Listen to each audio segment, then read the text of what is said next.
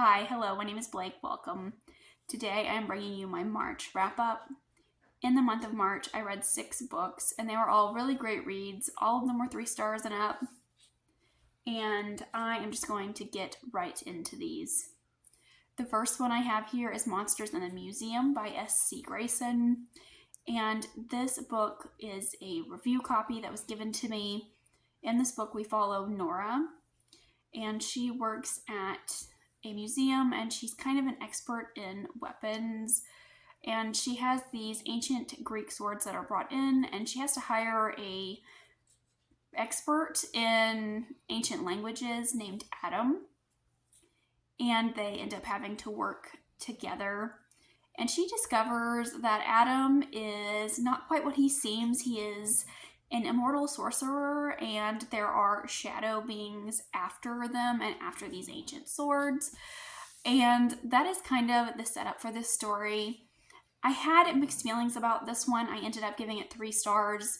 I really love the museum setting. I love kind of the ideas here, the Greek mythology. I love the weapons and, the ancient languages that were involved. And I just, in general, I loved the concept in the story. I loved, the shadow monsters and kind of the sorcerer aspects. Parts of this, reminded me of Doctor Strange and Night at the Museum. But there were just some complaints I had, some things that I just couldn't really let go of. It just didn't feel like it was long enough. It's about 300 pages. It's fun, it's quick, but overall it felt like it didn't have enough time for everything to develop in terms of plots, the characters, the relationships, and I really wanted more of that. I felt like the characters were a little surface level, the villain was a little weak, and in the end, things were just wrapped up a little too quickly. The entire book just felt a little rushed, and it felt a little anticlimactic.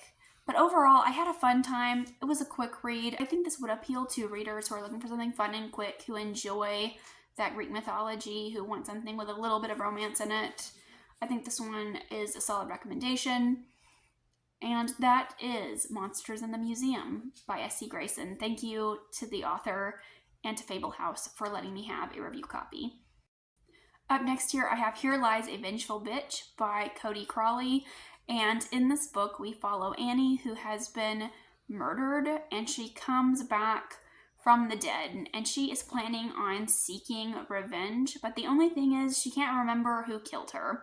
So she's trying to walk back and kind of remember the events leading up to her death, and she's having a hard time with that, and she's trying to figure out who did this to her. And this book, I had a fun time with it. Again, 3.5 stars. It's very cliche. It reminds me of it would be a great CW show. I feel like as a teenager, I would have really eaten this up. It is a YA paranormal thriller type situation. And we have an incredibly unlikable main character. And I love unlikable women. I love women that are vengeful and angry, and that is exactly what Annie is. She is a terrible person. She's a terrible friend, but I couldn't help but root for her and want to figure out what was going on in her story. And I feel like this book does kind of a unique spin on ghosts that I haven't seen before. They have some interesting rules, and Annie kind of maintains her form once she dies. She is that a spoiler? I don't think it is. No, it's on page 1. She comes out of the river, and she spends the entire book feeling wet and soggy, and her fingers are pruny, and she's cold, and she's coughing up this river water throughout the entire book. I feel like it was very atmospheric. It would have been a really fun, spooky book for fall, in my opinion. And she's just, the ghosts in this, they're not just ghosts. They don't follow the same rules as other ghosts. They have some unique abilities as well. So it was a very interesting spin, but I feel like by the end of this book, I wanted a little more in terms of we have a lot of unanswered questions, especially in regards to these ghosts. I feel like the side characters weren't explored very much. And I really wanted to know more about their abilities and why can people see and interact with these ghosts.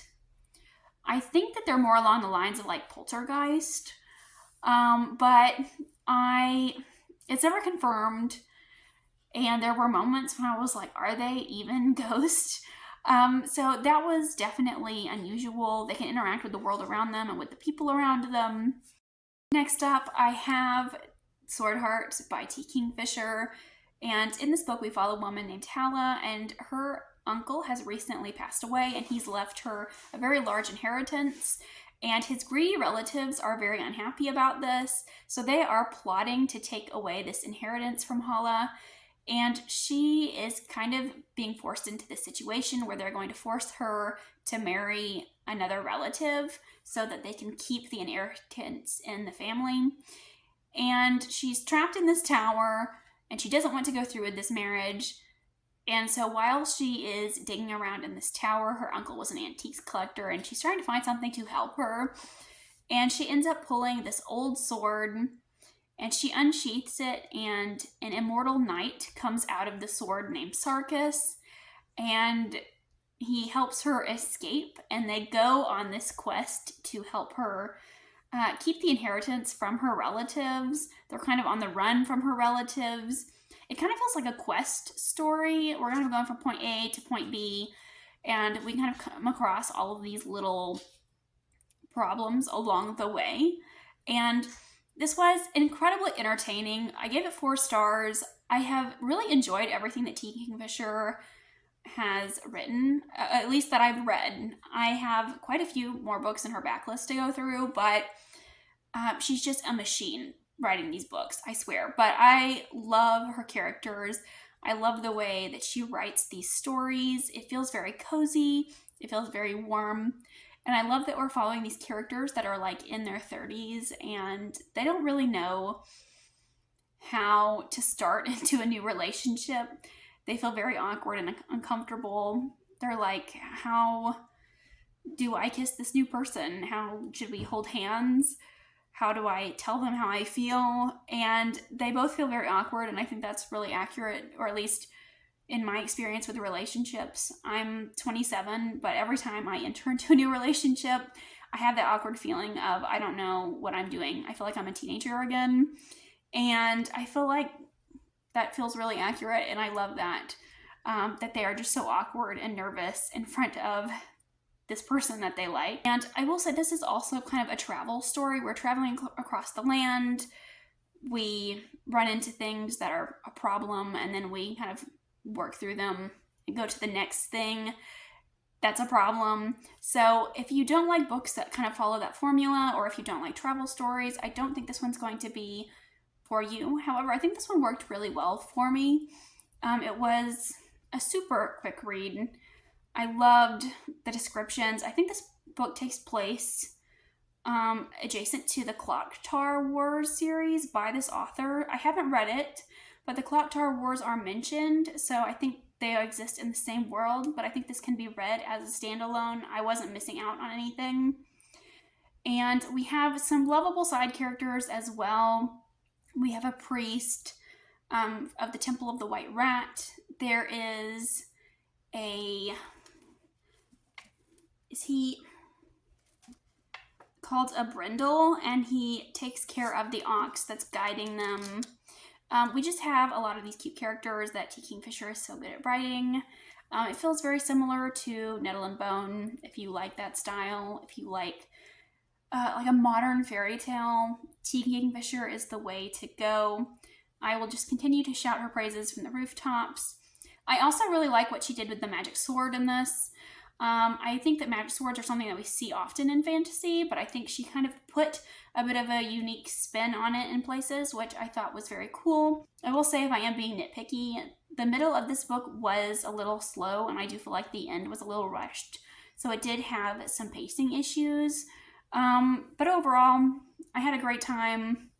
would read again, and I'm sure that I'm going to be reading more T. Kingfisher by the end of the year. Up next, I have Rebel Witch by Kristen Cicerelli, and this is the conclusion to the Crimson Moth duology. This is a witch hunter adult fantasy romance. We have a witch and a witch hunter that are forced to, through various circumstances, they decide that they are going to seduce one another for information. And I'm sure you can imagine how that's going to play out. But I absolutely loved this conclusion. I thought it was incredibly fun. I feel like the author was, giving us some fan service here and there.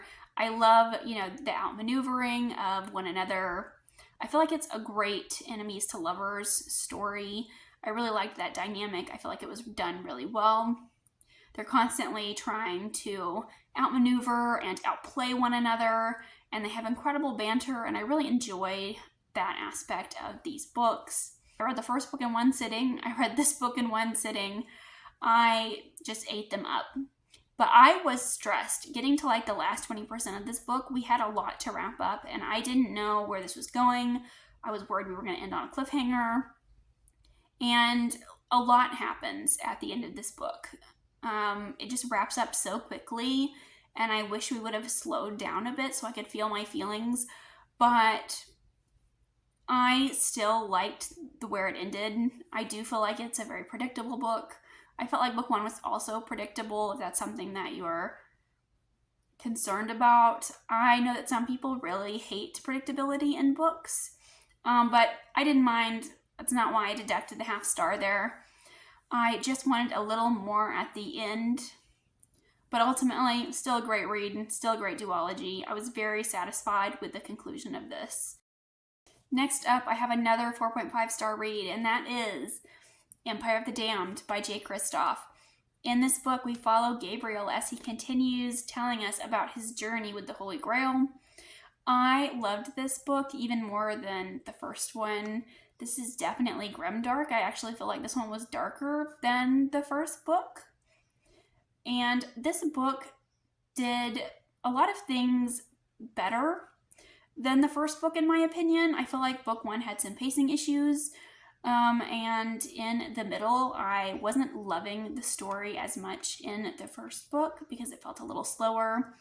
And we follow Gabriel back and forth from adulthood in the current timeline to his past when he tells us about growing up as a silver saint, where he is in this world slaying vampires. And I really loved the backstory more than the present day chapters. And I was a little concerned going into this book because we had caught up to the present day timeline. So I knew that we weren't going to be getting any flashbacks from childhood. And that made me a little nervous going into this. But I feel like the way it was done in this book was even better than book one. We did not have those flashback chapters anymore. But instead we had a second POV introduced. And I really loved the second POV. I thought they played an interesting foil to Gabriel's character, and it was very interesting seeing their views of Gabriel and Gabriel's views of them, and you kind of have this question of who's telling the truth and who's lying here. They both feel like slightly unreliable narrators because they are both telling this chronicler the story of how they got to be captured. So it's very interesting, and you're trying to figure out what's a lie and what's a truth. So I really love that dynamic. I also love this kind of the interactions that they have with this chronicler. The vampires in general in this, I love. They're very dark, and the world is very bleak and very grim. And I love that we have more lore in this book. We get to see more of the vampires.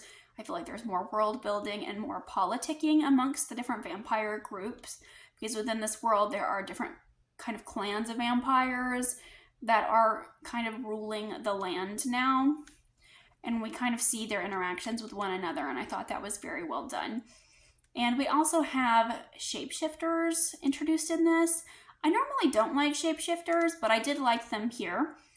And our shapeshifter that we spend most time with is Phoebe.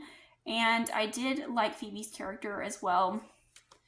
And in book 1, I wasn't crazy about Dior, the girl that Gabriel is traveling with. She kind of frustrated me a bit. And while I felt that way in the beginning of this book, I feel like she's kind of starting to grow on me as I've reached the end of this one. And I feel like I'm really pleased with where book 2 ended here. I'm really looking forward to the 3rd book. And lastly here, I have A Little Hatred by Joe Abercrombie. This is the first book in the Age of Madness trilogy. Many years after the First Law trilogy and the standalones, we are back in Adua as they are experiencing this industrial revolution, and we're following the children of the characters that we know and love from the original trilogy and from those standalones. And we have a lot of really great characters in this. I don't think that there is a single person that I didn't like following, and I feel like that's a really tall order, especially when you have so many POVs. And I loved every POV equally. And I loved seeing their interactions with one another. I loved seeing the characters that we knew in the past and kind of hearing these mentions of them. And I've heard people say that you could start here or that you could skip the standalones. I strongly disagree. I feel like the best way to go into this series is by reading everything in the First Law world in the correct order before you get here. I feel like you'll miss out on a lot if you haven't read the standalones.